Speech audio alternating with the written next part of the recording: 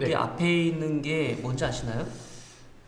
이건 쌀인 것 같은데. 그쵸, 예, 쌀은 쌀이고. 네, 다 알겠죠. 네, 이거는 그리고 저 이건 처음 뭘까요? 보는 것 같아요. 아, 이거는 술을 제조할 때 사용하는 네. 누룩이라는 거예요. 누룩이요? 네, 누룩. 그러니까 누룩의 어원이나 뭐 이런 것들은 확실하게 나와 있지는 않지만 네. 이 누룩을 만들 때 밀을 반죽해서 꽉꽉 밟거든요. 네네. 그러면 이렇게 단단하게 만들어진 거고, 그 다음에 이거를 빻아서 이렇게 만들어 놓은 거라고 생각을 하시면 돼요. 그래서 우리나라 술의 가장 큰 특징이라고 할 수 있으면 여기 있는 쌀과 그 다음에 누룩, 그 다음에 물, 이 세 가지를 혼합을 해서 술을 제조를 할 수가 있는 거죠. 아, 그럼 그 세 가지만 있으면 술을 만들 수 있어요? 근데 이 세 가지만 있으면 모든 술들을 다 만들어낼 수가 있어요. 그러니까 우리나라에서 나오는 대부분의 술들도 이 세 가지를 이용해서 술을 만드는 거고, 거기에 예를 들어서 뭐 인삼을 넣었다거나 그래서 꽃을 넣었다거나 이런 거에 따라서 술 맛이나 향이 다 달라지게 되는 거죠. 거기서 이제 이름이 붙을 수도 있겠네요. 그렇죠, 그렇죠, 그렇죠. 이 세 개로 어떻게 술을 만들어요?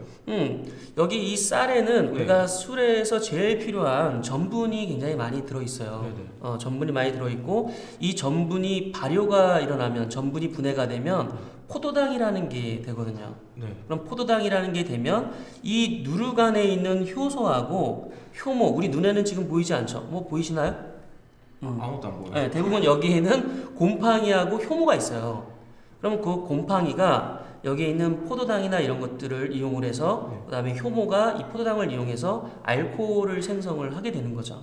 또 하나가 뭐가 있죠? 물. 물이 있죠. 근데 그 물은 우리가 보면은 대충 물은 뭐 너무 흔한 거야 뭐 이렇게 생각할 수 있잖아요. 네. 근데 대부분 보게 되면 우리나라의 물이 굉장히 중요한 게, 막걸리는 알코올 도수가 한 6에서 한 8% 정도 네네네네. 되거든요. 그러면은 90% 이상이 다 뭐라는 거죠? 물이라는 거잖아요. 그러니까 물이 좋지 않으면 우리나라에 막걸리나 약주 같이 좋은 술이 나올 수가 없는 거예요. 그러니까 물이 좋기 때문에 우리나라에 지금 이러한 술들이 나오게 되는 거죠.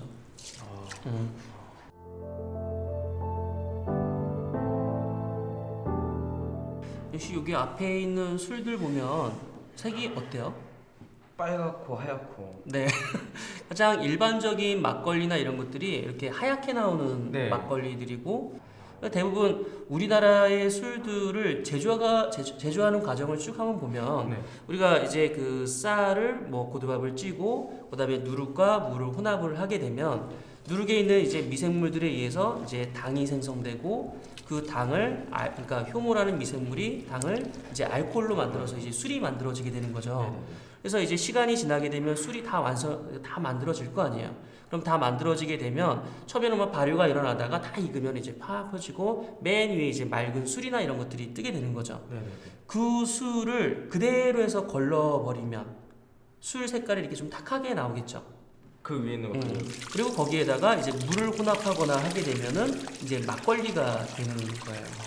그리고 거른 술을 그대로 해서 침전을 시키면 맨 아래에 이제 침전물이 이제 아래로 가라앉고 위에 이제 맑은 술이 뜨겠죠. 그 맑은 술만을 떠낸 게 약주, 청주가 되는 거고, 그 다음에 이제 그 술을 그다음 중류기에다가 놓고 중류를 하게 되면 이제 이게 중류주가 되게 되는 거죠. 그래서 우리나라 술은 크게 발효주, 그 다음에 중류주 이렇게 나눠지게 되는 거죠. 근데 막걸리는 왜 막걸리예요? 그 막걸리의 그 막자가 네네. 그 부사의 의미로 두 가지 의미가 있어요. 하나는 대충이라는 의미가 있고, 하나는 아무렇게나라는 의미가 있어요. 그러니까 대충 아무렇게나, 그 다음에 또 하나가 지금이라는 의미가 있습니다.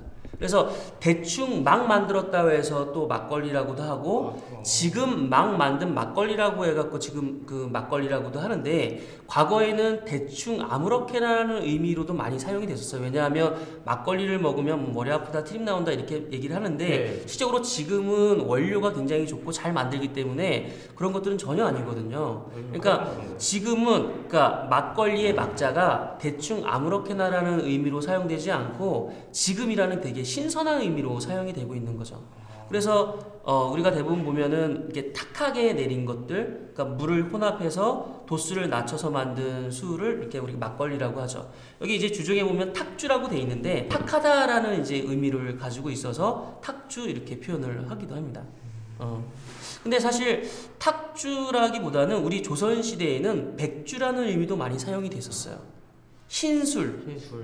사실 이 술들 보면은 하얗잖아요. 네. 그러니까 막걸리가 사실은 하얀 술이고 흰 술인데 탁주라는 건 탁한 술의 의미고 또 백주라는 건 흰 술의 의미잖아요. 그래서 사실은 우리가 막걸리를 부를 때 탁주라는 것보다는 막걸리로 부르거나 아니면 흰 술이라는 의미 백주로 불러주는 게 사실은 좋긴 좋죠.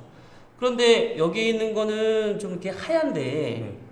오른쪽에 있는 거는 되게 붉잖아요, 그죠? 네, 같은 막걸리인데. 같은 쌀을 사용해도 이게 여기에 있는 쌀은 그냥 기본적인 우리가 쌀을 사용하는 거고 이쪽에 이제 붉은 색깔이 나는 막걸리 같은 경우는 홍국이라는 그러니까 일반 쌀에 붉은색 곰팡이 균을 입혀서 만든 막걸리예요. 그래서 술을 만들게 되면 이렇게 붉게 나오게 되는 거죠.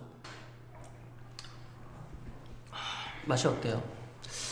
되게 달콤해요. 막걸리 달콤하고? 그냥 저희가 먹던 막걸리가 아니라 막걸리에서 약간 달콤한 맛도 나면서 그러니까 와인을 먹은 느낌이라고 할까? 와인 같아요, 약간 느낌이.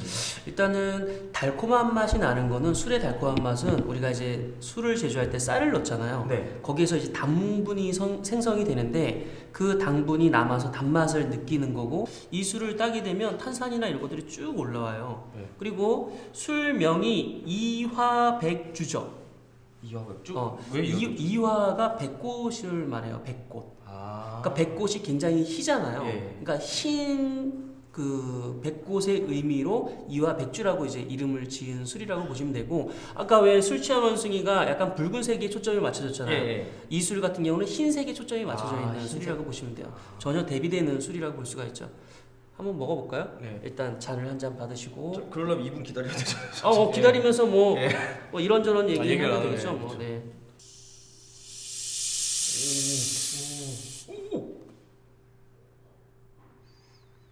이거를 닫지 않으면 계속 올라오는 모습들이 보이는 거예요. 한번 들어보실래요, 소리? 예. 어때요? 오, 진짜 완전 탄산 콜라 따는 소리 나는데요? 그렇죠. 네. 계속해서 지금 탄산이 나오고 있으니까 신기하다.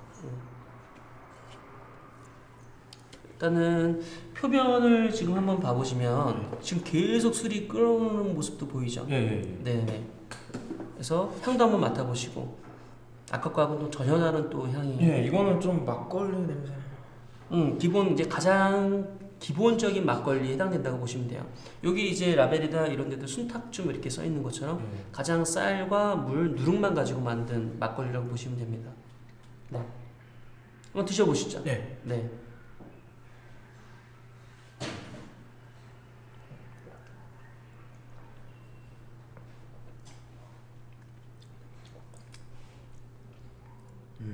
어떠신 것 같아요? 그러니까 탄산이 음. 전 엄청 셀 줄 알았어요. 음. 근데 그렇진 않고 네네. 약간 잔잔하게 이렇게 입안을 음. 톡톡톡 건드려주는. 그러니까 탄산의 정도가 되게 부드럽기 때문에 입안에 넣었을 때도 막 자극적으로 팍 쏘는 게 아니고 콜라같이 부드럽게 이렇게 예. 넘어가는 그런 느낌이 있죠.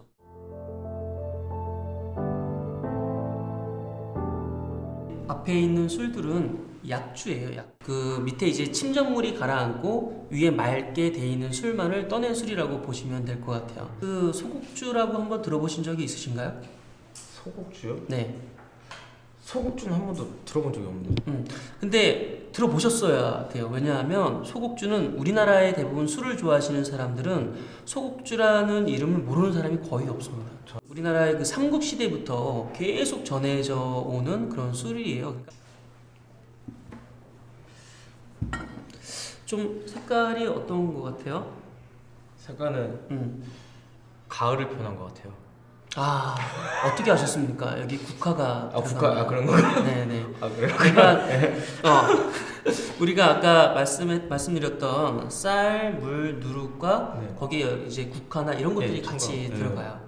그래서 일반적으로 이 환산소국주를 만들 때 그 밀 누룩이 들어가고 그다음에 국화나 이런 가양제가 들어가기 때문에 나중에 우리가 이제 술을 마셔보게 되면 그런 꽃이나 가양제에서 나오는 그런 향이나 이런 것들을 우리가 맡을 수가 있는 거죠. 이 술을 기본적으로 만들 때 발효 기간이 좀 길어요. 그러다 보니까 완전히 익은 듯한 그런 맛과 향이나 이런 것들을 갖고 있을 거예요. 그래서 예를 들어서 잘 익었을 때 완전히 잘 익었을 때 나는 그런 홍시향 같은 것들, 열대과일 향 같은 것들이 이제 올라오게 되는 거죠.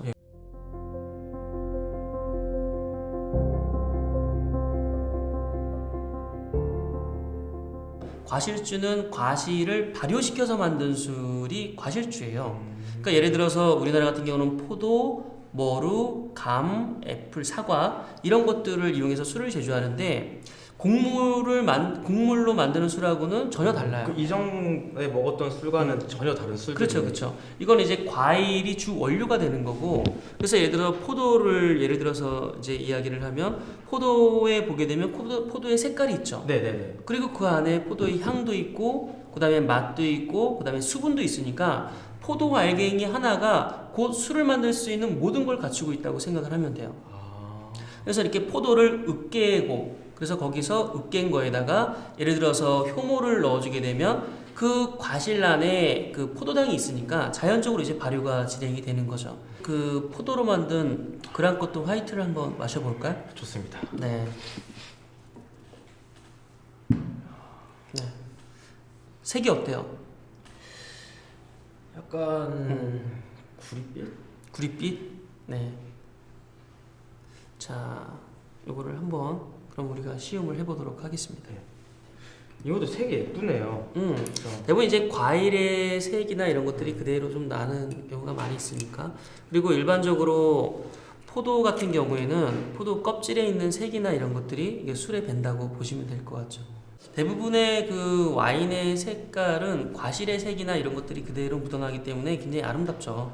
그리고 대부분 이제 적포도나 이런 것들을 만들게 되면 약간 붉은 색깔 계열의 그런 흑진주 뭐 이런 색깔들이 많이 나게 되는데, 이거 같은 경우는 완전 화이트도 아니고 완전 레드 와인에 속하지도 않고 약간 우리나라의 독특한 그런 그 중간 정도의 그런 색깔을 좀 가지고 있죠. 네. 와인도 전통주인가요? 당연히 전통주죠.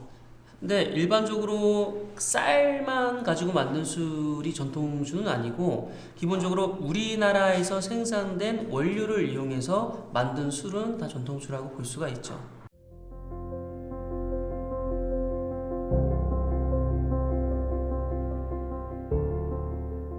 윤식이 저희가 지금까지 마신 술은 발효주였고, 발효주. 지금 이제 우리가 맛보려고 하는 술들은 중류주예요.